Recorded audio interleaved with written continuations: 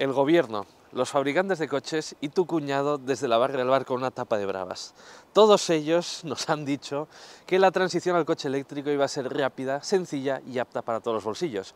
Pero un vistazo a la lista de precios de los coches eléctricos más vendidos demuestra que quizás nos han tomado un poquito el pelo. Sin embargo, hay esperanza. El coche que tenemos hoy con nosotros es el compacto eléctrico más barato del mercado. Es de hecho más barato que muchos compactos diésel o gasolina. Cuesta poco más de 19.000 euros y tiene al menos 350 kilómetros de autonomía. ¿Hay truco? ¿Dónde está el truco? ¿Cuál es la letra pequeña de esto? Hoy vamos a probar el MG4 y lo vamos a analizar al completo. Empezamos. Para escoger tu próximo coche, visita quecochemecompro.com, el comparador de Diario Motor.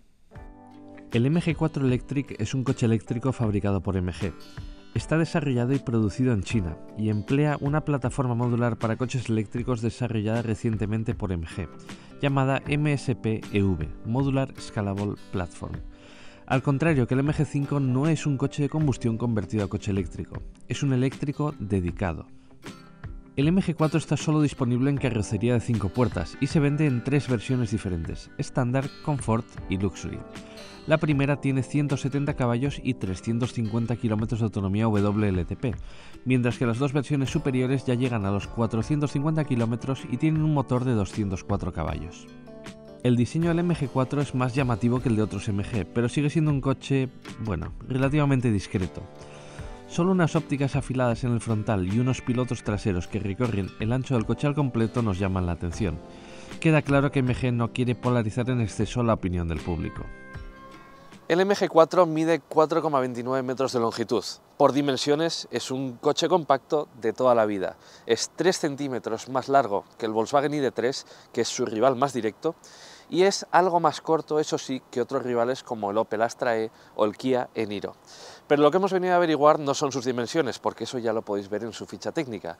Lo que hemos venido aquí a averiguar es de dónde salen esos 19.000 euros que cuesta este MG4. ¿Estará el truco en su interior? Vamos a verlo. Bienvenidos al puesto de conducción del MG4. Vamos a analizar si los 19.000 euros que cuesta este coche realmente salen de un interior de baja calidad o no.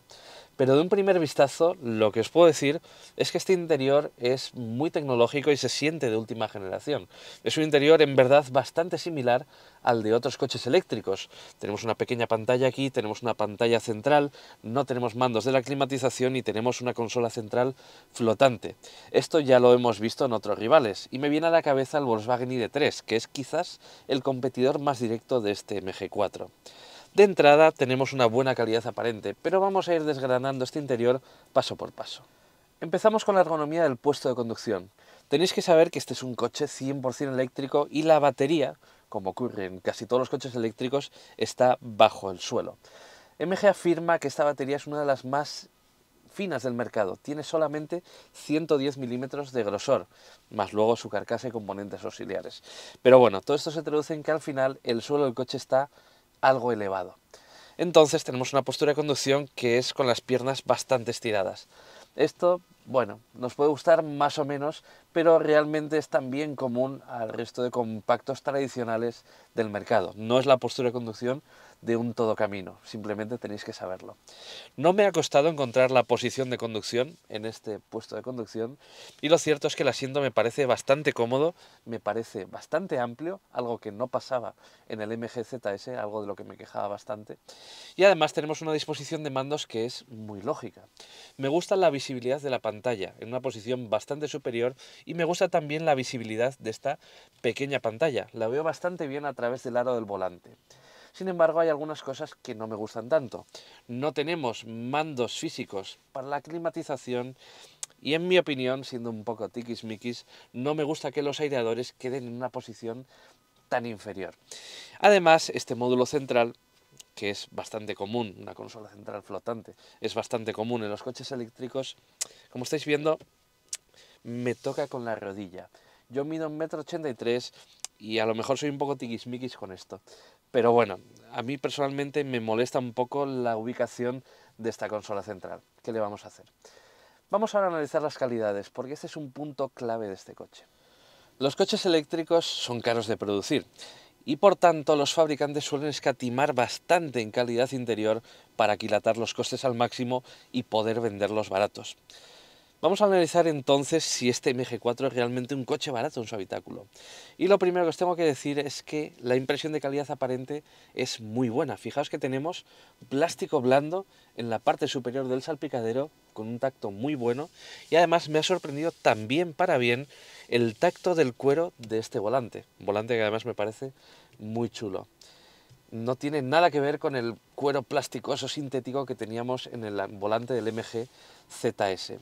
Me gustan también las puertas, me gustan las puertas porque aunque su parte superior es de plástico duro, tenemos aquí en el medio una zona acolchada de cuero sintético y el reposabrazos es también de cuero sintético acolchado.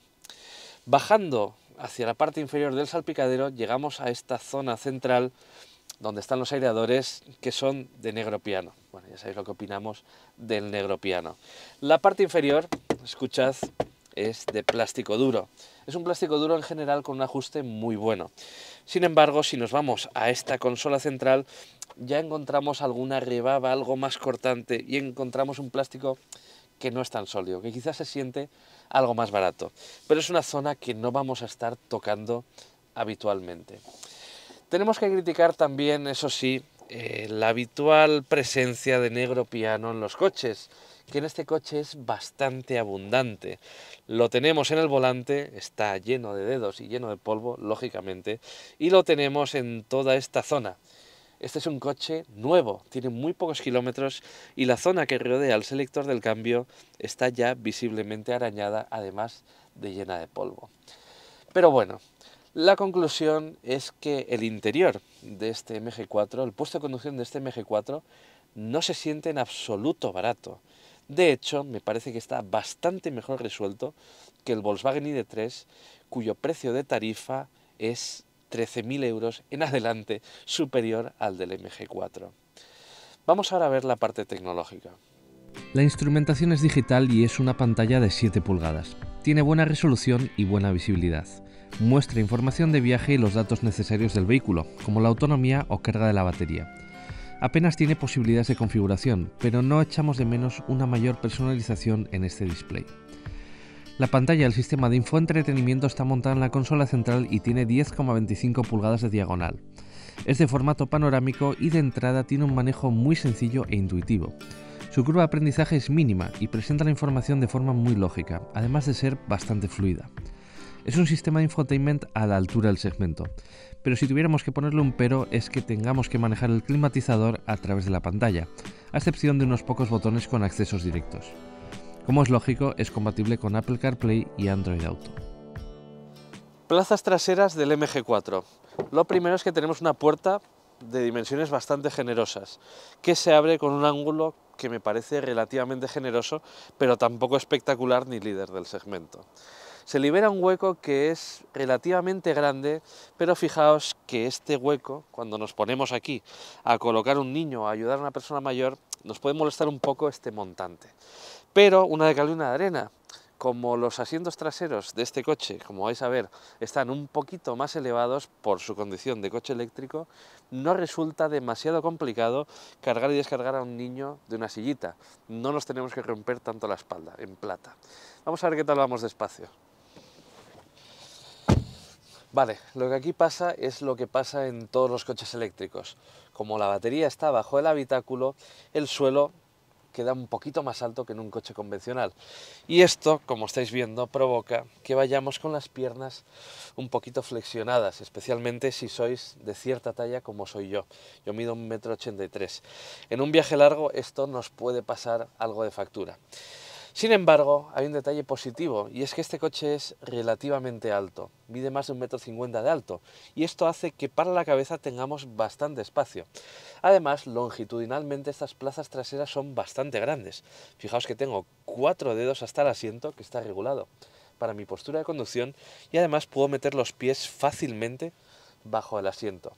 Tenemos también una plaza central que es algo más estrecha que las plazas laterales. Y esta plaza además tiene un ligero túnel central. algo que no ocurre en muchos otros coches eléctricos. El motivo no lo sé, pero nos obliga a llevar las piernas un poquito más altas, además de que tenemos menos espacio para la cabeza. Este es un coche, por tanto, apto para 2 adultos y un niño, no para 3 adultos. Quiero mencionaros también 2 detalles.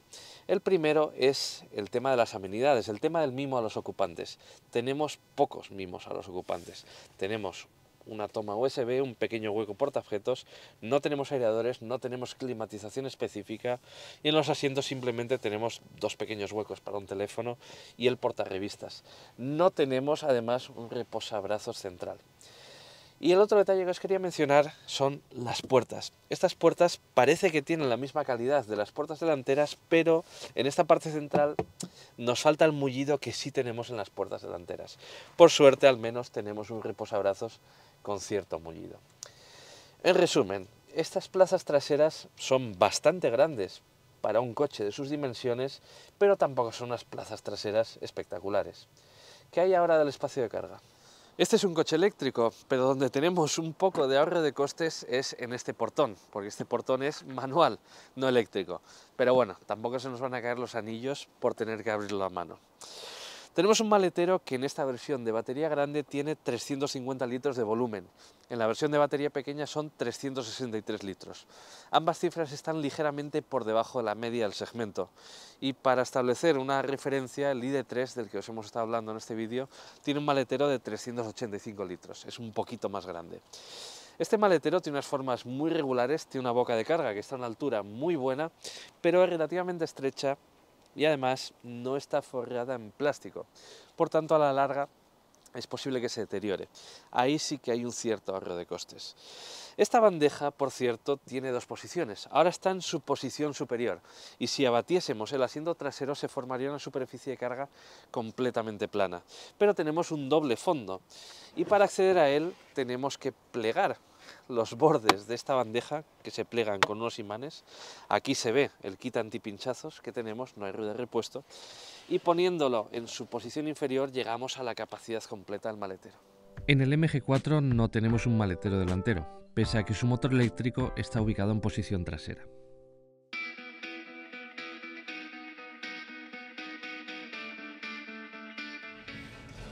Lo primero que tenéis que saber es que el MG4 que estamos probando es la versión tope de gama. Hay 2 versiones en la gama del MG4 y esas 2 versiones se diferencian tanto en la potencia de su motor como en la capacidad de su batería. La versión básica tiene 170 caballos y una batería de 51 kWh de capacidad.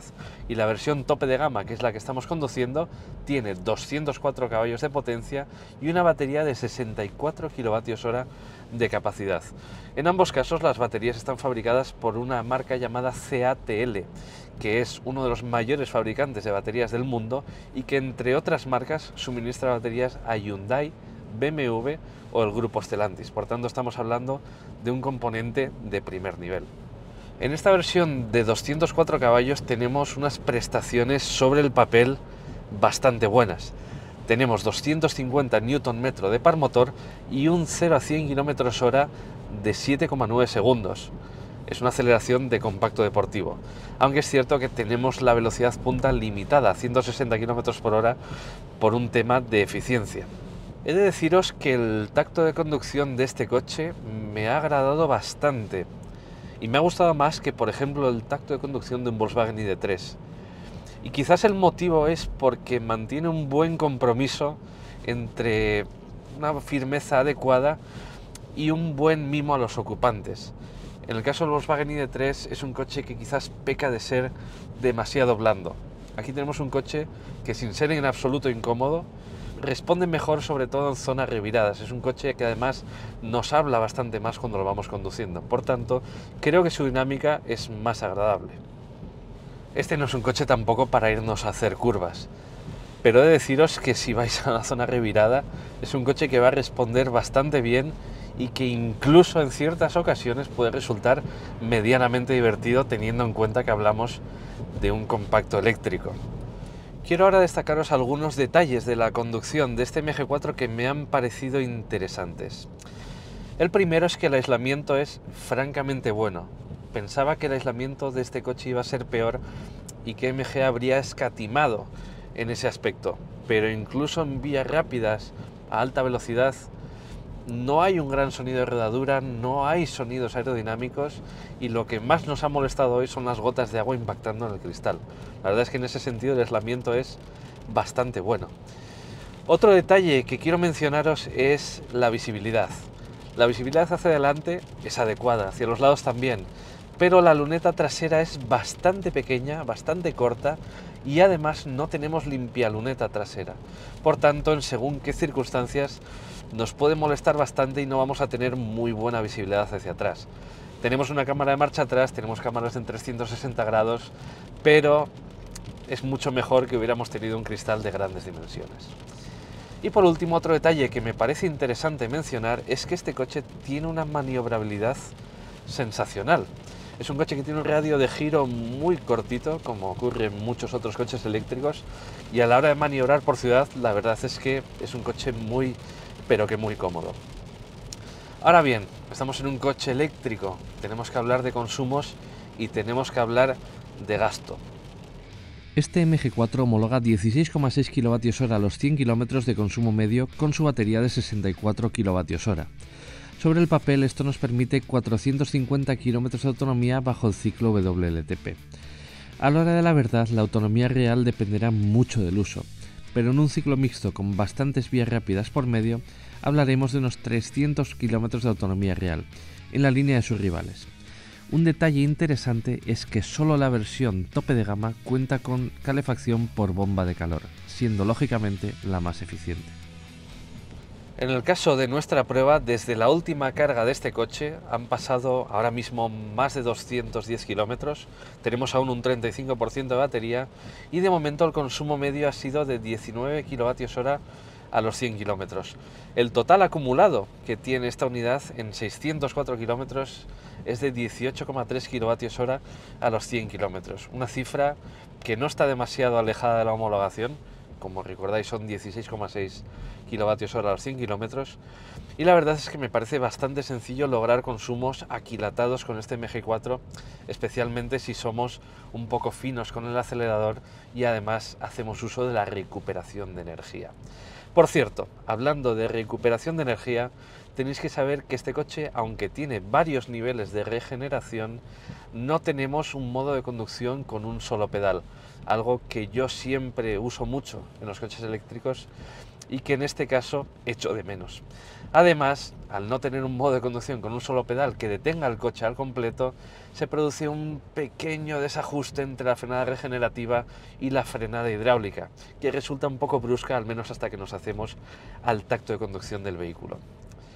Y además, tenemos que hablar de otro detalle, y ese detalle es la recarga de este coche. A la hora de la recarga, la potencia máxima de carga dependerá del MG4 que hayamos comprado. Si es la versión de batería pequeña, podrá cargarse un máximo de 117 kW de potencia en corriente continua, pero con la batería grande la potencia de carga aumenta a 135 kW. Son cifras comparables o superiores a las de rivales como el Renault Megane E-Tech o el Volkswagen ID.3. En resumen, este es un coche eléctrico que nos ha convencido a nivel dinámico. Me ha gustado su equilibrio, me ha gustado su aislamiento, me parece que tiene unos consumos razonables en la media del segmento y en definitiva es un coche que cumple como coche eléctrico. De hecho me parece que en algunos puntos, como por ejemplo el aislamiento, está bastante por encima de sus rivales.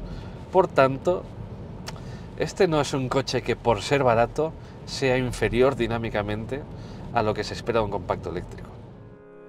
Y llegamos a uno de los puntos claves de esta prueba, el precio del MG4.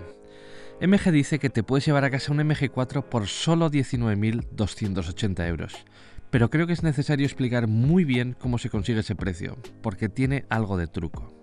Para empezar, debemos optar por la versión de acceso en acabado estándar con su batería pequeña, 170 caballos y 350 km de autonomía.